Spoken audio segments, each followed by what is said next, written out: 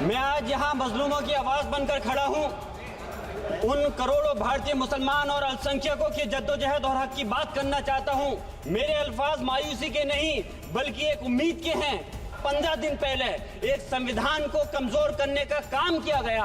वहां पे जिस प्रकार से 5 मजलूमों की जान ले ली गई, जिस तरह से जिन्होंने ज्यादती की है उनको सजा मिलनी चाहिए। और आज एक इमाम को सिर्फ इसलिए गिरफ्तार कर लिया गया संभल के अंदर कि सिर्फ उन्होंने अजान लाउड स्पीकर से दे दी थी। 130 किसान जो 10 दिन से ज्यादा समय से जेल में बंद हैं, आप किसानों को हक नहीं दे पा रहे तो किसको हक देने का काम करोगे? शुक्रिया माननीय सभापति जी। मैं ऐसे जुल्म सुबह बेनूर को मैं नहीं मानता, मैं नहीं जानता। मैं भी खाइफ नहीं तख्ताए दार से, मैं भी मंसूर हूँ कैदो अगयार से। क्यों डराते हो जिंदान की दीवार से?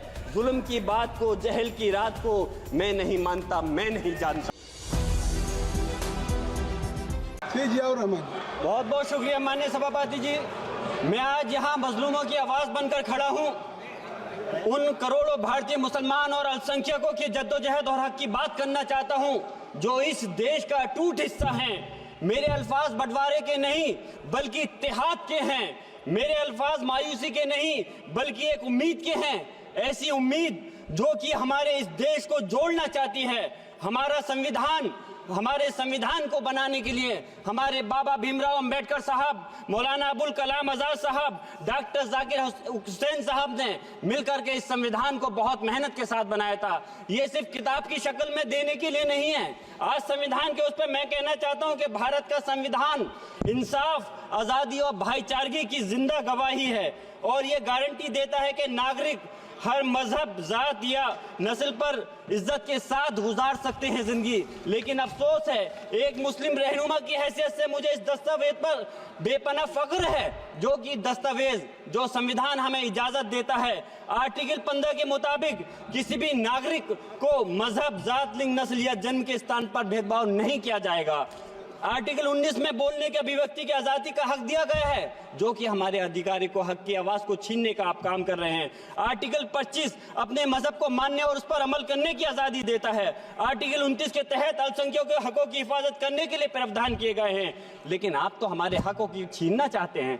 माननीय सभापति जी, मैं आपके माध्यम से कहना चाहता हूं कि आर्टिकल 30 के अंदर अपने तालीमी इदारों को कायम करने और उनके चलाने का हक है, लेकिन हमारे साथ ज्यादती हो रही है। ये संविधान को अगर आप कमजोर करेंगे तो याद रखना ये देश कमजोर होगा, हमारा मुल्क कमजोर होगा। जो संविधान के प्रति वफादार नहीं हो सकते वो हमारे मुल्क के प्रति वफादार नहीं हो सकते। मैं उस संभल की सरजमी से आता हूं जहां पर 15 दिन पहले एक संविधान को कमजोर करने का काम किया गया।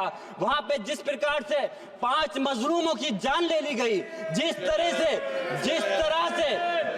30 से ज्यादा लोगों को गोली मारकर घायल कर दिया गया और 27 से 50 से ज्यादा लोगों के खिलाफ मुकदमा दर्ज किया गया।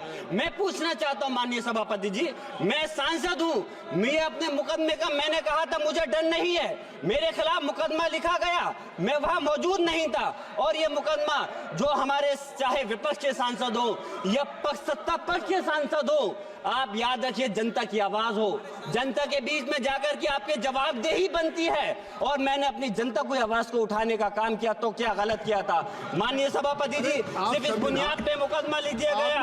आज मैं आपको बताना पॉइंट पे बोल रहा हूँ, संविधान पर ही बोल रहा हूँ माननीय सभापति जी। आज मैं चाहता हूँ उन लोगों को इंसाफ मिलना चाहिए जो जिन्होंने ज्यादती की है उनको सजा मिलनी चाहिए। और आज एक इमाम को सिर्फ इसलिए गिरफ्तार कर लिया गया संभल के अंदर कि सिर्फ उन्होंने अजान लाउड स्पीकर से दे दी थी। अफसोस है कि आज हमारे साथ ऐसी ज्यादती हो रही है। माननीय अध्यक्ष जी, हमारा संविधान किसानों को मजबूती की बात करता है जो इस देश की रीढ़ की हड्डी है। 130 किसान जो 10 दिन से ज्यादा समय से जेल में बंद हैं, आप किसानों को हक नहीं दे पा रहे तो किसको हक देने का काम करोगे? मैं अफसोस करता हूं आज पूरे प्रदेश और मुल्क के अंदर जिस तरह से जिस तरह से हमारे लोगों की हिफाजत नहीं की जा रही, एक मॉब लिंचिंग सिर्फ धर्म के नाम पर, अगर कोई मुस्लिम है, ओबीसी है या पिछड़ा समाज का, एससी समाज का है, तो नाम पूछ कर करके उसकी हत्या कर दी जाती है।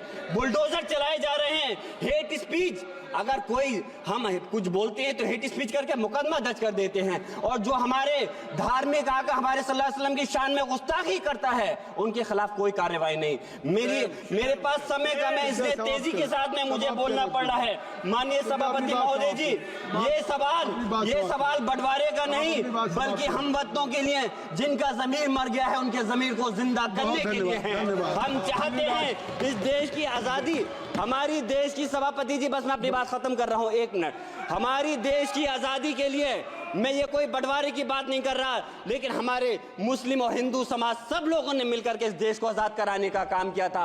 आज उनके साथ ज्यादती क्यों की जा रही है? हम लोग अपने इस मुल्क के अंदर मजबूरी से नहीं रुके, बल्कि हम जो है अपनी मर्जी से रुके थे। हमारी मुल्क को आजाद कराने में हजारों लाखों मुसलमानों ने शहीद हुए थे। माननीय सभापति जी, कंक्लूड कर रहा हूँ, सिर्फ राजकुमार सिंह,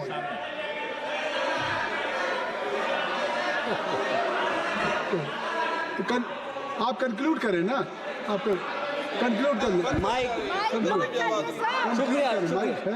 शुक्रिया माननीय सभापति जी। मैं एक मुस्लिम और अल्पसंख्यक रहनुमा के तौर पर मैं अपनी बिरादरी के लिए खास हक के मुताबिक नहीं करता। मैं सिर्फ ये चाहता हूं कि आईना के बाद संविधान के मुताबिक हर नागरिक के लिए जो वादा किया गया उसे पूरा हो। हुकूमत से कमजोर की हिफाजत को यकीनी बनाए और नफरत फैलाने वालों को सजा दे। और मैं अपनी बात इस शेर के साथ खत्म करना चाहता हूँ, जो कि हबीब जालिब का शेर है। ऐसे जुल्म सुबह बेनूर को मैं नहीं मानता, मैं नहीं जानता, मैं भी खाइफ नहीं तख्ताए दार से, मैं भी मंसूर हूं कैदो अगयार से। क्यों डराते हो जिंदान की दीवार से? जुल्म की बात को, जहल की रात को मैं नहीं मानता, मैं नहीं जानता।